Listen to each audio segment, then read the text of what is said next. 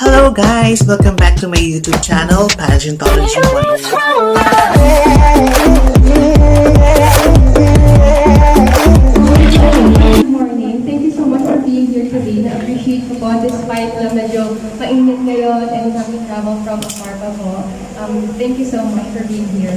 So, if you have any questions, feel free to ask them po. Siguro, can you tell us more about yourself? Sige po. So, for those who doesn't know me, hello everyone, good morning. I'm from Penaflorida. I'm Mrs. Universe Philippines, Makati. I'm 33 years old. I have 2 kids. I graduated Mass Communications from Adamson University. And right now, I have my own business called Athlete Chic Boutique. It's a one-stop shop boutique for women. And I also have my own visa processing office for foreigners. I'm also an executive assistant and a real estate broker. Ay, tanong natin yung echo, ma'am. Sige, ma'am. Okay na po. Sige po, so I'll just continue. Yes. Alright, so for those who doesn't know me, I started working at the age of 16. I'm a family breadwinner. So my dad passed away right after I graduated high school. And then my first job was extra on TV, modeling. But my first formal job was a call center agent at the age of 17. At 19, I was a flight attendant, wherein I was also supporting me and my mom. At 21, I was a team manager. At 23, I was a tour guide. At 25, I'm a real estate broker. At 27, I'm an executive assistant. I'm a manager. And then at 29, I'm an executive assistant. And at 30, I had my own business. And recently, I just lost my mom 2 weeks ago. But yeah, I'm coping up. Sino pinatay sa body friend? Buhay pa niya naman? Yes po, that time po, she was still alive. So, when I heard the news na she's not feeling well anymore, umuwi po ako sa San Pedro, Laguna, wherein I grew up, but hindi ko na po siya inabutan, unfortunately. But she died because of old age. Ayun po, it was really sad for me because she was the one who raised me. I'm adopted, for those who doesn't know. I'm adopted, legally adopted. They're not my biological parents, but despite the fact, they took care of me as their own daughter. Is this your first time to join pageant? Yes po, it's my first time. I've never joined any pageants before because I was so busy struggling with our own lives since I'm the breadwinner of the family. I had no chance to do the things I would love. So this is, I think, the right time for me to do the things like pageants. Do you have any foreign blood that you are from Laguna? I'm sorry, sir. Originally from Laguna? I'm originally po from San Pedro, Laguna, but I'm currently staying in Makati. And then you have clinic in Makati, no? I have a shop po. It's shop. called Athlete Chic Boutique. You can also check that. I also have my own website. That's www.athletechic.com. Why is the name? Athlete Chic. Actually, sir, I invented it myself. Athlete Chic means affordable, unique, and chic. 90% of my items is imported from different countries, and 10% are my own designs. Saan sa Makati? City Land 10 po. It's located at Unit 1705, City Land 10, Tower 2, H. De La Costa Street, Makati City, right across RCBC Plaza. Tell us something more about your family. More about my family. I have 2 kids, grade 11 and grade 9. 2 lovely sons po. As I mentioned earlier, I'm adopted. So far, I have a pretty normal family. I'm also a solo parent, but even though despite that, we are good friends with my ex-partner. Do you have siblings ba? Yes, I have an older sister, Okay. but we're not that close. Ngayon lang, just recently because our mother died. Okay. So parang I really grew up alone. Me and my mom lang po. Please tell us about Mrs. Universe. This is Universe Philippines. Our advocacy is really about empowering women and then influencing the children of tomorrow. So it's very aligned with my advocacy since what I'm really doing right now is trying to, inspire other women, especially those who have been through tough times like me, that despite of all the challenges, you just have to face them. You just have to be strong enough. So you can be an inspiration to others. Are you married po? Have you learned from the pandemic? things I've learned through the pandemic. First of all, you have to make sure that you have some savings because you won't know what to expect and what are the things that you have to spend on, especially if you don't have anything else, like since my mother just passed away. If you don't have emergency funds, what can you do? You cannot move. So for me, that's the most important thing, is saving during the pandemic. And you try to help other people, even in small ways, especially if you have the means naman, why not? Why did you decide to join the Mrs. Universe Philippines? Actually, like, I think most of women, they dream of being a beauty queen, right? But for me, it's actually my first time joining a pageant and I wanted to inspire others. As I mentioned earlier, I've been through tough times wherein no one listened, no one cared, and no one dared to, help me out. And I want to be someone who would be there to listen to someone like me who has been through tough times, but I was able to survive. So just be an inspiration to others. I hope that will help. Yes, po. Yes, since this is your first time to the pageant, Yes, po. so why did you decide to join now? Now, because now I have the means to join. Because right before, since I don't have the means, let's be honest, project is you have to spend some money also for your entourage, for your gowns, and before, I really have no means because I was so busy and I have to support my own studies. I have to think where would I get the money to pay for our house rental. I even had the experience of just eating bacopa for our daily food. I've been really through tough times, so I can say that, despite all those challenges, I came out very strong and empowered woman.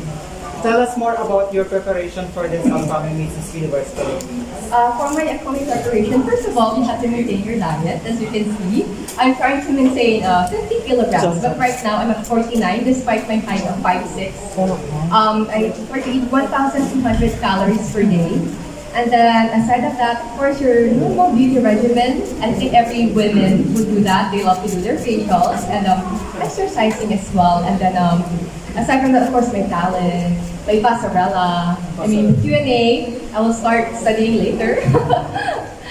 So that's my preparation. Aside from your advocacy, what else are you bringing to the table of Miss Universe? Actually, I'm also a vlogger and an influencer. So through my influence, I hope I can make other people listen that what's happening right now, especially during the pandemic, and we can try to help each other if we just spread awareness, even in just small ways. Like me, I have some followers, if I just do like interviews for those empowered women, they will get inspired that, we can do something and one day we can be like that. Yes, sir. I don't know if you answered this earlier on, why are you called Heaven? Oh, alright. Actually, Heaven started when I was in 5th grade. I was a theater actress in school. Okay, in school, and then I just love that name, Heaven, and since then I've been using it as a model, and then ever since it became my nickname. So I've also changed my real name to Heaven. So it's legal now. Legally changed. Yes, legally changed to Heaven. What was your first name? My real name, my friends would tease me, but my real name is Lenny. L-E-N-I-E, because my mother got my name from Lenny Santos. She's a former celebrity. Yeah, she's my mom's idol. Ay, Lenny tayo. Yes, sir. Parang age na po ng mga chilakis na po. My kids are 11 and 9 years old po, and 2 sons. Ba't ko yun? Sons po, yeah. Can you describe Heaven as a mother? I'm sorry. Can you describe Heaven as a mother? As a mother. Describe myself Yeah, as a yeah. mother. To be honest, I'm a very chill and cool mom. I don't really try to stop them. I just have to support them on what they want to do. I think I copied it from my mom, because my mom is very supportive on everything I would want to do. She's just there for me. So I'm gonna do that to my kids also. I'll be the same way. Yes. What's the best things, or what is the best thing in motherhood? Or about motherhood? About motherhood, it's about caring and loving. Since I only had my mom with me, it's the best thing that I can give inspiration and love to another person. Oh, actually two other two kids. And especially, I also have my two new babies. I have two dogs. Aside from my real sons, I also treat them as my kids also. What kind of breed? Pomeranian, COVID and 19. Because I got them during the pandemic. So with You have mentioned that you are joining Mrs. Universe Philippines to inspire other women. Have you been inspired by a single individual or a single woman before that's making you join now? Actually, there's a lot of inspirational women out there. Of course, first of all, my mother. She's my inspiration. But it's not a woman, but there is someone that I cannot forget.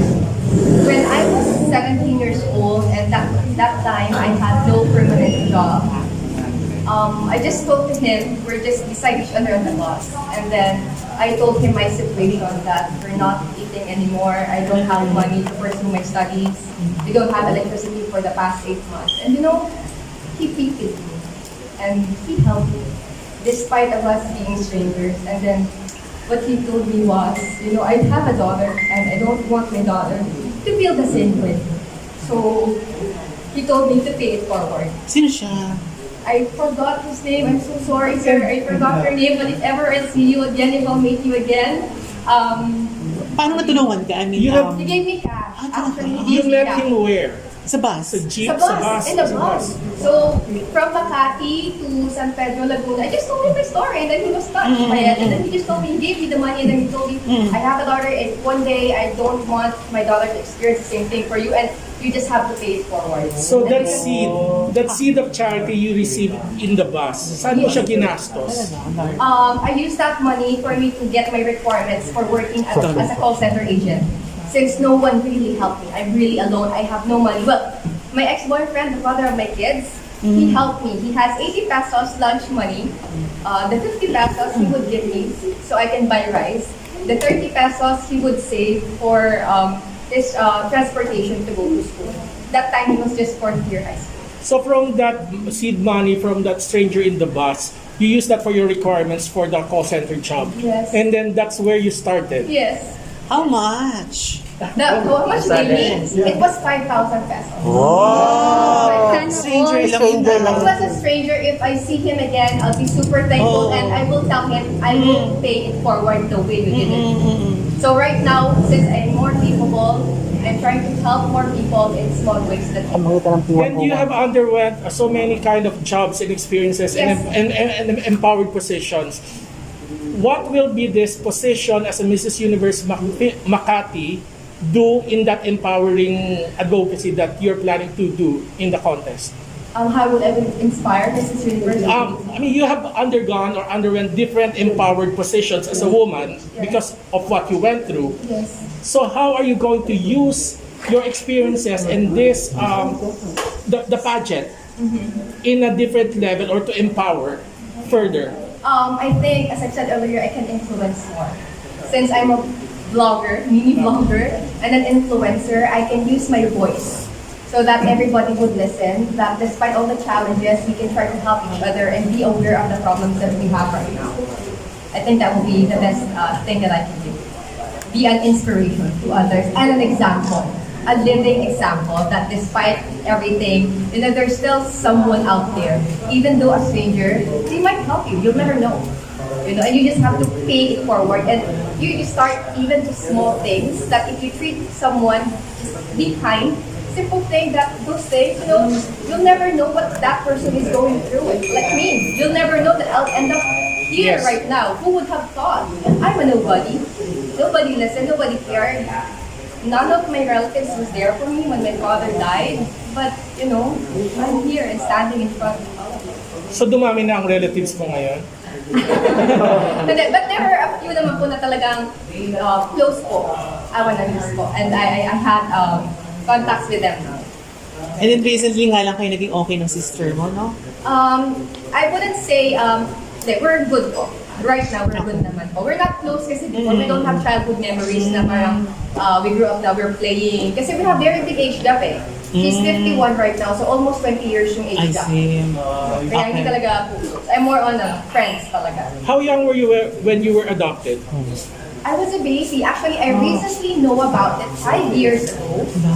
I just heard about it 5 years ago. When I asked my mom about it, she would deny it. She would deny it, and she never accepted the fact that I was adopted. And then recently, 5 years ago, the father of my kids just told me, you know what? You don't really look like it because we're adopted. And it was my brother-in-law who told me about, who told me it, and he told me. Parang pasa-pasa like that. But for me, I was shocked a bit because I thought it was a joke. Everyone would tell me, oh, you don't look like them. But I didn't mind that. I thought it was a joke because you're just a kid. And then after a while, when they told me that, oh, you're adopted, it's like, there's a little bit of tingle lang. Very, very So when your little. mom denied it, where or how did you get the confirmation that you were actually adopted? For my cousins na. Recently, my mom died. I met my cousins. Then I really confirmed, is it really true? And then yes. And then my sister also admitted it. That I saw you, that you have blood pa when you were delivered at home. Because every time when I was a kid, I would ask my mom, am I really adopted or what? She would, or where was I born? And then she would answer, different hospitals from time to time. And I really didn't mind it. And then when I just realized now na, oo nga, it's not the same. It says there, hilot pala. Just keep inventing, different name of the hospitals. But it's okay. I'm very blessed. I'm very thankful. But are you interested to find out discover your your roots? Actually, I tried. I asked the person who gave me to my mom. I met her 3 years ago. And then from there, I tried to find my real parents. My biological father was a Japanese. But I never got to find him because I don't have enemies. I don't know his name, nothing. But my biological mother, she's dead since 2010. And then I have half siblings in Pasay. But they don't know me. I'd rather, stay like, I just saw them and that's good enough. I saw them from afar. At least I know I had siblings. And we're all, half. Parang kami United Nations. So it's kind of funny. United Nations. But yeah, it's cool. Yun po. From where you're coming from as an adopted daughter or adopted child, how are you going to use this new discovery in yourself, in your advocacy now?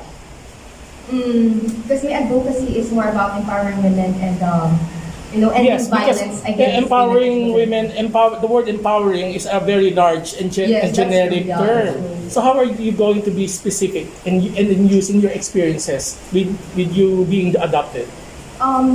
For me kasi, I don't really mind being adopted. It's not a big deal for me. Especially those kids nowadays, they become rebels. If they hear that, I was adopted pala, I'll be a rebel, I'll be a bad kid. So for me, don't do that, kids, because it won't help you guys out. Instead, be thankful that someone really adopted you and someone cared for you.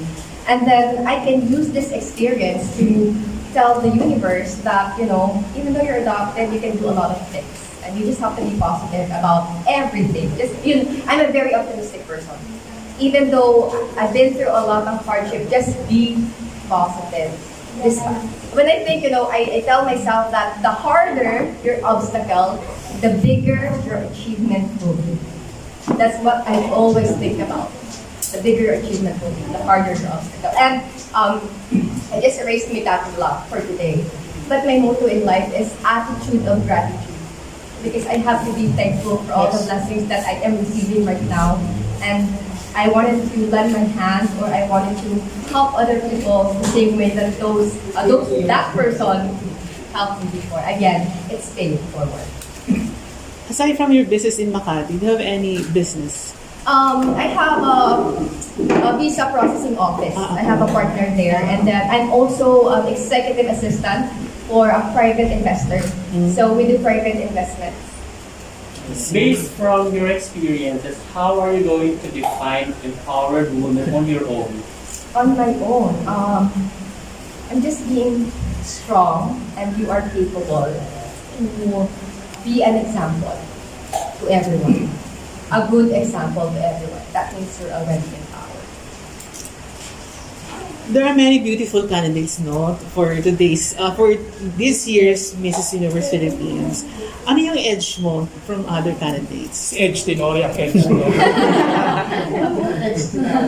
Well, to be honest, I think all the candidates are pretty educated and they're all empowered women. But what I can say is I think I really prepared for this time. I'm really came ready. And this is it for me. Yes. Sino Are you mo the youngest? na-realize na mag-Miss Mrs. Universe? Oh, a few months ago. No joke. No, was prepared agad.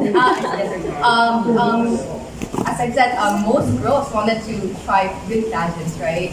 So since I have the chance right now, I would want to show people that I can be a good example and I can be able to help those other people who have been through a lot and become an inspiration. Yes, ma'am. And how ready are you now? I'll be honest with you. I'll be practicing my passerella and make you an A later for the talent. Although I've been practicing every day by myself because it's CCQ. It's kind of hard for my trainers to go inside my condominium in Makati. They won't allow them. So today is actually my rehearsals. So at this point, right now, how many percent ready are you? I'll be saying 70. 70. Yeah, it's not yet my full power. Not yet. So it's 70%. In progress. Yes. What's your ultimate goal in joining Mrs. Universe? I think the ultimate goal is hopefully if I get the crown again, I would be happy if I can empower everyone and be an inspiration. That's really the goal here. It's not just about the pageant. It's not just about being pretty and being eloquent. What's important is that you can serve as inspiration for everyone. I think that's really the goal here, and that I may be able to do my advocacy, which is really empowering women and inspiring the children. Since I have those experience, I wanted to pass it on. And it would be good if you are going internationally. Hopefully, yes, hopefully, because that will be more of an inspiration to everyone. Because if everyone knows my story, I think everyone would be inspired. And one day, I was dreaming when I was young that hopefully my story would be shown at MMK. I hope so. That's Totoo, my no? Pang dream. MMK talaga yun. No, Kasi story parang mo. it's like a Sa bus pa thing. lang. Am I really, it's like a joke eh. But it's really true. The story that I have is a living proof that, despite all the challenges and everything, there's something out there and that we can do something for everyone and be an inspiration. In case ma-feature sa MMK. Ayan. I'm sorry. Ano magiging title ng TV or movie? Or sino yung artistang gusto mo Ayan. gumanap sa'yo? Actually, doon, all of my friends know na, wala nang secret if ever na ma-MMK yung story ko. It's Makopa. Because I ate Makopa every day. Ay, nalalaki, pero yeah. I ate Makopa fruit kasi we don't have food eh. So, that's the only thing that's free. I would climb, not really climb kasi mataas naman. I kinda told. So I just have to reach out the Makopa and then that's what we're gonna eat. So, yun. That's gonna be the title. And hopefully, my biggest idol is Pilingera ko, but my idol is Cardi Bautista. She's like super idol. Super idol lang. I've been watching her since I was in 5th grade po. Makopa, that's for MMK. Yes po. Pag MKM. MKM? Ano yun, sir? Baliktad. Mag-cocktail lang. Ay, kailangan pala. Meron ba silang pag ganun, sir? Meron sila. Kapamilya siya. Yan, oo pala. Pwedeng bus na lang. I think bus. You know why? Because the guy who gave me money on the bus. Yun. So, yeah. Ayan, wala na. It's spoiler because I already told them what's gonna be the title. Everyone would know na. It's not a surprise anymore. Wala kang Facebook no, nung time na binigyan ka ng pera sa bus, no? Wala pa. Wala That kang was social media. 2006, I think. 2005, 2006. I was 15, 16 back then. So I was really young. Ano siya ngayon na nabihira? Ano gusto mo sa kanya? I would really help him po. I'm not rich, but I think I would be able to help him with my connections already. And then I have a small business. Maybe I can teach his daughter what I've been through, yung mga techniques na pwede natin gamitin for businesses or whatever. Those small things kasi, if I teach him yung mga seminars, personality development, those little things it can improve everyone. Miss Hebe, napapanood ka niya ngayon. Yung tumulong sa'yo, ano yung message mo sa kanya?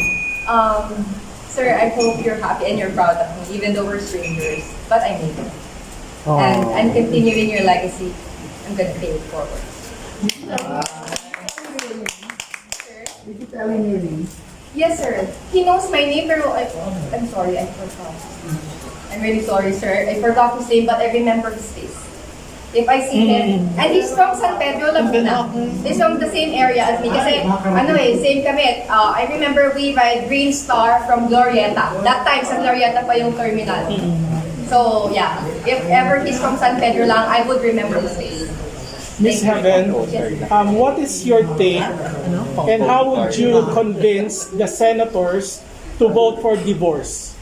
Kasi meron na-approve na for third reading or final reading divorce sa House of Representatives pero wala pa yatang version ng Senado. So, are you for divorce in the Philippines and how are you going to convince the senators to have the same bill? No, kasi kailangan parehong may bill bago magkaroon. Yes, that's true. I'll be honest with you, my take on that is I'm not into divorce. I'd rather keep it this way. Kasi I think that's I don't know if you can call it an edge, but I think that's something Filipinos have compared to other countries. Yes. We still value the family. Other countries kasi they keep on divorcing and they don't really prioritize the family anymore. So I would prefer to stay married. There's no divorce there. Come on, you chose that person So you have to deal with it because you wanted it. Again, life is a choice. You cannot say that I married him because of this and that. No, it was a choice. We have to deal with it. So I know. Okay.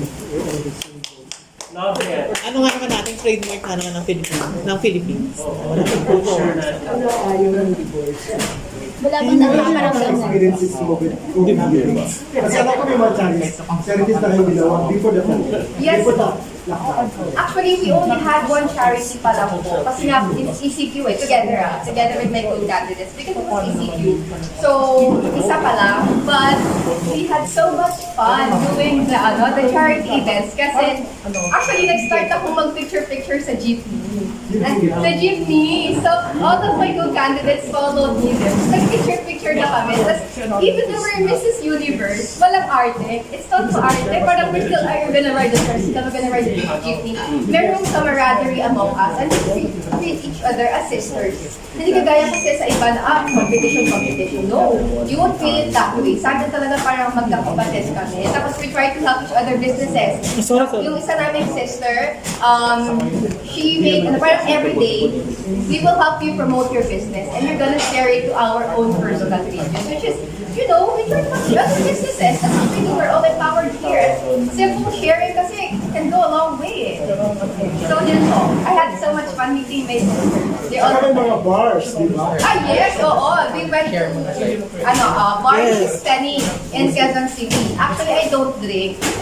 Talaga. But, trinay ko yung chili kasi nakakahiya naman kinardy pa ba ako doon na I don't want to drink, di ba? I had to try it now. I tried it. And masarap siya. It was good, but ayoko baka ma-addict ako. Let's keep it that way na lang. Kasi atin po may bar din. Opo. Hindi pa nata-try doon eh. Let's see. Let's see on September 2 and September 3. Ayan. So for those who doesn't know, we'll have our prelims po on 2nd of September and that will be our official photo shoot. Ayan. So abangan niyo po ako Mrs. Universe. And then on the 3rd naman po, we will have our talent and advocacy forum.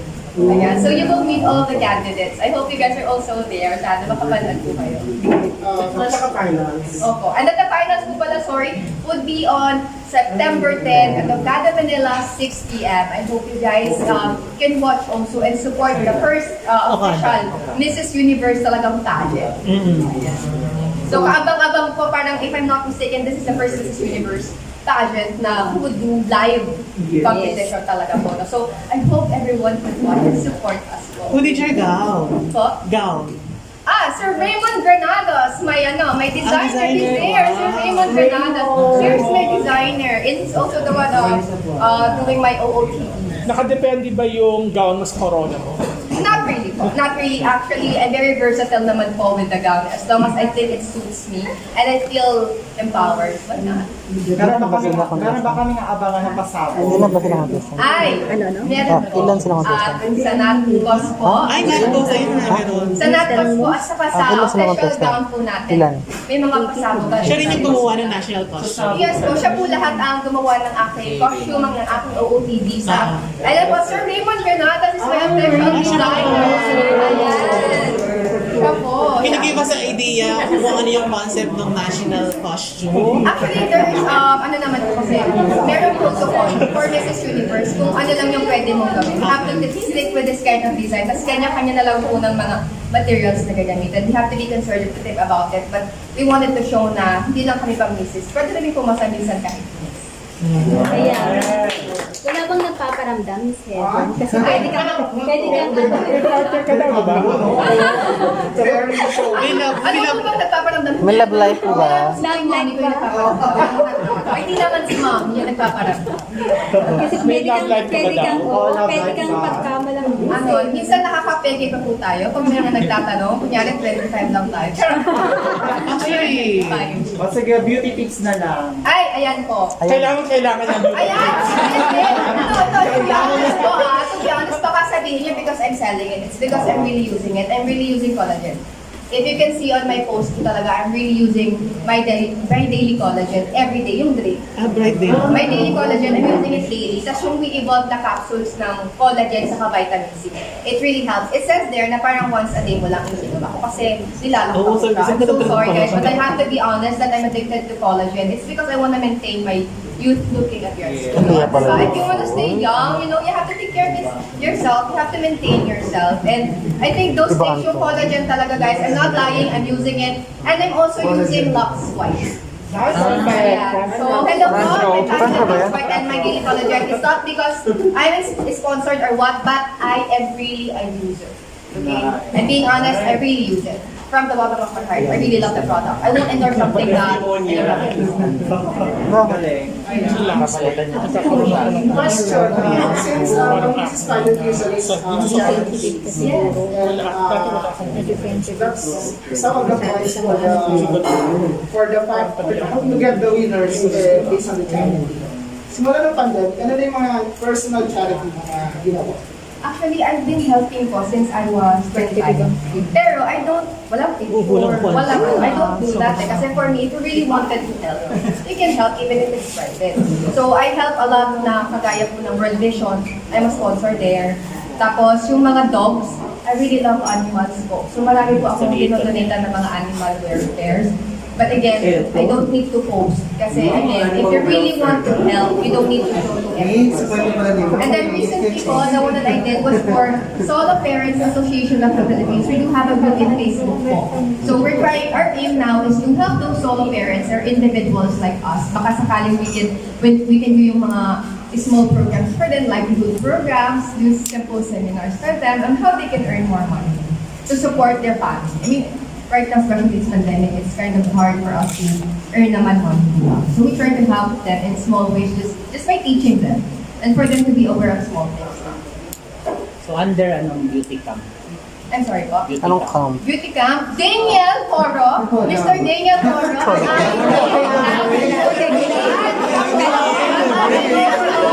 Ayan po. Ayan. Lahat kasi siya talaga yung nag-aasikaso sa akin. So, ang aking blank team, maraming salamat sa aking blank team. Ayan, si Jake, yung staff ko, andyan din. Saka yung aking hair, asa na si Narlene, andyan din. Sila talaga kasi sa Mga shy press sila ko, eh. is not here yung yaya ko. Wala siya kasi something happened with her mom. But again, I wouldn't be here if wala yung black team. They're really the one who's really helping me out. I wouldn't be able to do it alone. Especially, I don't have any experience with pageant. Tatanong natin kay Daniel. Ano Daniel? Universe ba to? Ay, mini to. Just quick minute ng mini. Ayan, di ba? Gano'n talaga yung percentage na question and answer ka finals? Nananahinig ka dun. 15% Q&A, and then parang the talent is 5%. Tapos for the rap po yata, parang mga 50%. Will you be cut pa? Kasi ilan na kayo ngayon? 18. We're 18 right now po. Will you be cut on the finals? I am hoping so, and let's claim it. Preliminaries 2 and 3. Yes po, preliminaries on the 2nd and 3rd of September. So hopefully, we can get the crowd po. Hopefully. Sana. Let's aim for the best po. And thank you rin kay Mac Maranan kasi siya yung Yes, sir. Thank nag-tap you. sa akin. For For organizing. PR. Salamat. Actually, ako talaga yung pumili ng ano, media. Hindi ko lang yung ano. Yes po, 3 I titles. got 3 titles and we are going to Korea po. Korea. Korea, November 25. yes. So hopefully, yeah, if we can get the crown, yes, we're going to Korea, baby. Yung kanya si ano no, Maureen Larazabal. Maureen Larazabal. Yes, sir. You look like a foreigner. But I'm half Japanese. Japanese. Oo nga pala. Kanina ha. Ha? Charot. True. Hello, Japan. There are 3 titles po, yung Mrs. Universe, Mrs. North Asia Pacific, Mrs. South something po yung isa, and then Mrs. First runner-up, second runner-up. Tapos meron din po special awards din at saka yung mga Mrs. Luzon, Visayas, and Mindanao. Ano pong height mo? My height po, I'm 168 centimeters, 5'6" on size.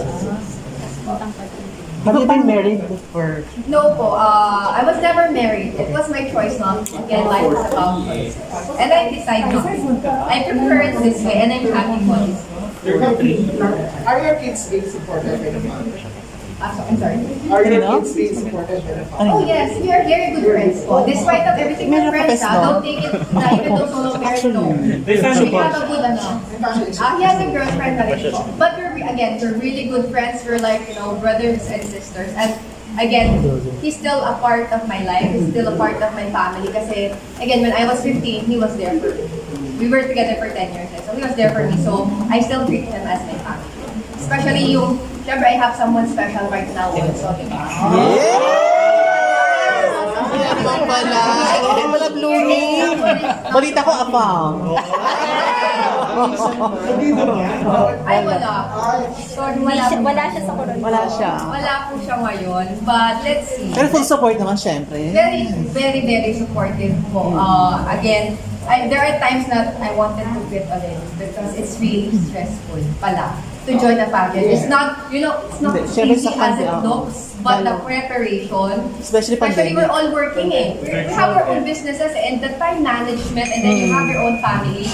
It's really hard. It's not easy. And the pressure is there. It's pandemic pa. And pandemic pa. So, ang hirap po talaga. But, let's Laban lang. Is he coming sa 10? Let's see po. Let's see. Hopefully po. Let's see. Ni Seven, paano, siguro ano na lang sa mga babae na nasa isang relasyon pa, tapos paano nila malalaman na tama na? When is the time to stop? Ako kasi there are red flags that I don't have in this guy. So, when you go inside a relationship, you tell them, why are they not what you follow? For me kasi when I was in a relationship, I tell them, okay, if we're going to fight, wala throwing ng stuff, and then you don't say bad words. You can shout and you can say some stuff, but again, there are rules that you follow. If you go over that rule, for me, I'll give you 2 chances over. Ayun. Again, there are rules naman. It's easier. It's easier for us to No swearing. No swearing. Yes, well, you cannot stop swearing, but I try not. Me, I don't. Pero ayoko talaga yung someone who would throw stuff. Malas kasi yun eh. I don't believe in that, and then you're gonna spend a lot of money for buying the TV, for buying your, di ba, yung mga plates mo, tapos you're just gonna throw it out. Don't do that. Don't waste money, sayang. You just have to say whatever it's in your heart, but set rules. And if it's more than that, if you cannot take it, Anong sabi ng mga kids nung sa oh, okay, mommy, good luck. I mean, they're just kids, they're boys pa. So they're really not into pageant type eh. So they're, okay, they will just tell me, okay, you look pretty now. They will just tell me like that, mom, that doesn't suit you. Especially my youngest, is very makulit. Oh wow, mom, you're pretty. I love you. You're gonna try. So it's cute. It's funny. Supportive naman sila, but I don't think they're really, feeling it. They don't really feel it compared to adults. Are they aware that you already have someone special? Yes, they are. Because my ex-partner din po has a partner already. And they both know. And parang kasi we show them that it's not good. We show them that it's normal. Again, it's how you show the kids. It's how you treat them. It will reflect to the kids. If you show them that you're okay, the kids will feel okay. But if you show them that you're not okay, the kids will feel the same way. Realness. Congrats natin si Madam kasi parang si Madam lang ata yung nagpa-press meet live. sa among her Yes po. co-candidates. Ayan, thank you Si so Madam much. kasi, yung last time nasa-Zoom. Zoom na, oo. Kasi bawal daw sa Rizal. Oo. Thank you so much po. I really appreciate you po all coming here. Ano yun? And I know medyo mainit po at saka medyo malayo. But despite of that, maraming salamat po sa lahat na nagpunta at nag-effort na sumuporta po sa akin. Thank you so much. And very Thank you. Your message to your supporters. Yes. So, message to all your supporters, family, fans. Ayan po, sa lahat po ng mga kaibigan ko, sa friends and families and supporters po na nandiyan para sa akin. I started from having 1,000 followers and now I'm growing at 25,000 followers. Wow! Influencer. Ayan po, starting na, sana magtuloy-tuloy na. Thank you so much. And then someone even also messaged me that they are very inspired by my story and they hope that I win because I can empower more. Thank you so much everyone. Maraming salamat. We have ano na ba? Yung parang kwento ng buhay mo sa Facebook page mo. I mean, video, ganyan. Meron po akong small autobiography, but the one that I mentioned right now, Okay. ngayon ko lang Ngayon mo lang yan na-open. I'm adopted. Those things Okay. I don't tell really unless it's asked. But now, I'm letting the public know so that I'm hoping again, you can guys get an inspiration from my story. Because this is a real story, guys. It's not. You have photo for us. Yes, naka-ready na mga photos ko. Nice is there. Yeah. Buti naman. Mga photos. And meron po sana akong hiling. Yes. Sana po, wag po ngayon lang i-post. Parang, Sure. pwede po salitan. Oo, no problem. Para at least yung social media mileage mo. Pwede pong maglabas, pero konti-konti. Yes. Para sayang, baka maubusan. Totoo. Ayan. Maraming salamat po talaga. Thank you so much Thank po you. sa pagpunta. Thank you po. And, oo. Invite mo na lang sila na i-supportahan Yes ka. po. Ayan, for everyone who's watching right now, friends, families, and supporters of Mrs. Universe Philippines, I hope you guys can watch us on coming September 10th by 6 p.m. at Ocado, Manila. Tickets are now available. Just PM your favorite candidates. I hope that's me. Just PM my page, Penaflorida. I also have Athletic Chic Bookie. I have Instagram, TikTok po. Ayan, so just message me if you wanted to watch. I can reserve a ticket for you. Ongoing pa rin po ba yung votation ng ano? Yes po, Ayan. ayun po pala, meron po palang wave for voting. As of Yun. now, leading po tayo sa Wow! 30,000. Ayan, thank you so much Yung po sa pala eh. mga support talaga. Maraming salamat po. I owe you guys this if I win po. Perfect. Hello, Pageantology 101. This is Penaflorida, your Mrs. Universe Philippines Makati. I'm inviting all of you to please do follow and support Mrs. Universe page, wherein we have in Facebook, Instagram, and YouTube channel. Don't forget to watch us live on September 10, 6 p.m. at Makati, Manila. See you there!